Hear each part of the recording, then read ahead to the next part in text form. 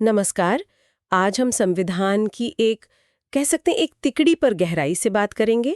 तिकड़ी, हाँ, ये अच्छा शब्द है। ये वो 3 अनुच्छेद हैं जो हर नागरिक के लिए एक कवच की तरह है। अनुच्छेद 22, 23 और 24। ये हमें तब बचाते हैं जब हम शायद सबसे ज्यादा कमजोर होते हैं। बिल्कुल, ये सिर्फ कानूनी प्रावधान नहीं है, बल्कि ये एक सम्मानित जीवन जीने का एक वादा है। तो चलिए देखते हैं कि ये वादे असल में काम कैसे करते हैं। हाँ, शुरुआत करते हैं अनुच्छेद 22 से। ये मुझे हमेशा से बहुत दिलचस्प लगा है, क्योंकि ये उस पल की बात करता है जब आपकी आज़ादी सचमुच दांव पर होती है। गिरफ्तारी का क्षण। बिल्कुल। गिरफ्तारी का क्षण। हाँ, और इसीलिए संविधान यहाँ बहुत बहुत साफ है। वो 2 तरह की गिरफ्तारियों में फर्क करता है। अच्छा। पहली है दंडात्मक निरोध, मतलब पनिटिव डिटेंशन। ये तब होती है जब कोई अपराध कर चुका होता है। ठीक है, मतलब अपराध के बाद। और दूसरी है निवारक निरोध, यानी प्रिवेंटिव डिटेंशन। ये अपराध होने से पहले सिर्फ शक की बुनियाद पर होती है, ताकि किसी संभावित अपराध को रोका जा सके। तो अगर किसी को मान लीजिए एक सामान्य अपराध के लिए गिरफ्तार किया जाता है, तो उसे क्या सुरक्षा मिलती है? उसे 3 बहुत बुनियादी अधिकार मिलते हैं। पहला, उसे गिरफ्तारी की वजह जानने का पूरा हक है। दूसरा, वो अपनी पसंद के वकील से सलाह ले सकता है, अपना बचाव कर सकता है। और तीसरा, उसे 24 घंटे के अंदर, मतलब यात्रा का समय हटाकर, मजिस्ट्रेट के सामने पेश करना जरूरी है। ये आखिरी वाला तो बहुत ही जरूरी लगता है। ये पुलिस की मनमानी पर एक तरह की रोक है। सबसे बड़ी रोक यही है। ये सुनिश्चित करता है कि न्यायपालिका की नजर शुरू से ही उस मामले पर रहे। लेकिन क्या इसमें कोई अपवाद भी है? मतलब कोई ऐसी स्थिति जहां ये अधिकार लागू न होते हो? हाँ, ये एक जरूरी सवाल है। संविधान खुद 2 अपवाद बताता है। एक तो विदेशी शत्रु, और दूसरा जो ज्यादा महत्वपूर्ण है वो है निवारक निरोध कानून के तहत हिरासत में लिए गए लोग। और यहीं पर ये मामला सबसे ज्यादा विवादास्पद हो जाता है ना? बिल्कुल। किसी को सिर्फ शक की बुनियाद पर हिरासत में लेना एक बहुत बहुत बड़ी शक्ति है। तो इसके लिए भी कुछ नियम होंगे? हाँ, नियम हैं।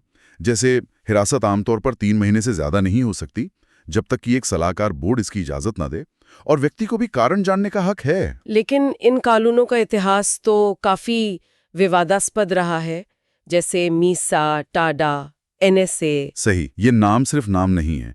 ये अनुच्छेद 22 के मूल द्वंद्व को दिखाते हैं। राष्ट्रीय सुरक्षा और व्यक्तिगत स्वतंत्रता के बीच का संतुलन। मतलब एक तरफ देश की सुरक्षा और दूसरी तरफ एक व्यक्ति की आजादी। इन्हीं कानूनों पर, जैसे मीसा या टाडा, ये आरोप भी लगे कि इनका इस्तेमाल असहमति की आवाज को दबाने के लिए किया गया।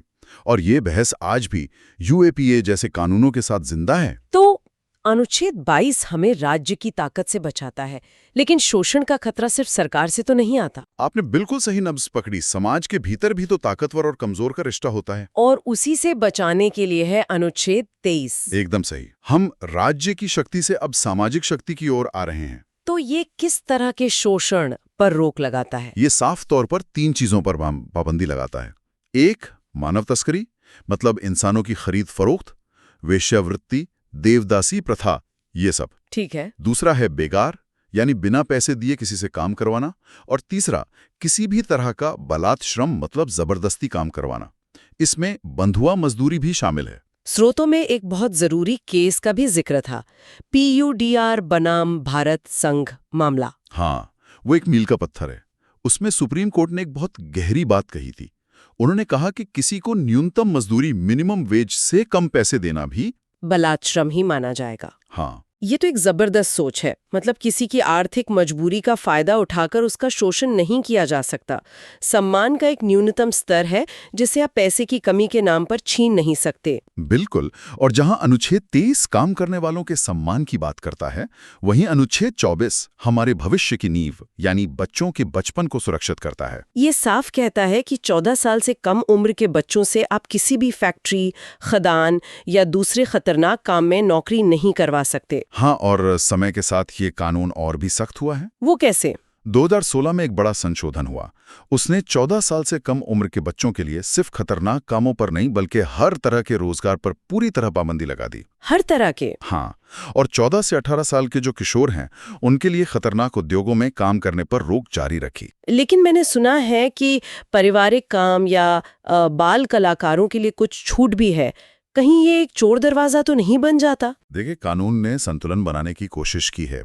बच्चा परिवार के काम में हाथ बटा सकता है, लेकिन स्कूल के बाद, और वो भी कुछ घंटों के लिए ही। संदेश साफ है, पढ़ाई पहली प्राथमिकता है। और बाल कलाकारों का क्या? उनके लिए भी काम के घंटे और माहौल को लेकर कड़े नियम हैं, और अगर कोई नियमों को तोड़ता है तो सजा सख्त है। सजा किसके लिए? नियोक्ता और माता-पिता दोनों के लिए, जिसमें जेल और जुर्माना दोनों हो सकते हैं। तो जब हम इन तीनों अनुच्छेदों को 22, 23 और 24 को एक साथ देखते हैं तो क्या तस्वीर उभरती है? एक गरिमापूर्ण जीवन का, कह सकते हैं, एक त्रिस्तरीय सुरक्षा कवच। अनुच्छेद 22 आपकी आजादी को राज्य से बचाता है। अनुच्छेद 23 आपके सम्मान को समाज के शोषण से बचाता है। और अनुच्छेद 24 वो हमारी अगली पीढ़ी की संभावनाओं को सुरक्षित रखता है। बिल्कुल, ये तीनों मिलकर संविधान का वो वादा पूरा करते हैं कि हर इंसान कीमती है और उसका जीवन सम्मान के साथ जीना चाहिए। वाकई एक शक्तिशाली ढांचा है ये। तो आज के इस चर्चा से हमारे श्रोता अपने साथ क्या एक आखिरी विचार लेके जा सकते हैं? शायद ये सोचना जरूरी है कि इन अधिकारों का किताबों में होना एक बात है और असल जिंदगी में हर इंसान तक इनका फायदा पहुंचना दूसरी। हम एक समाज के तौर पर ये कैसे सुनिश्चित कर सकते हैं कि ये अधिकार सिर्फ कागज पर न रह जाएं, बल्कि हर कमजोर और जरूरतमंद की हकीकत बने।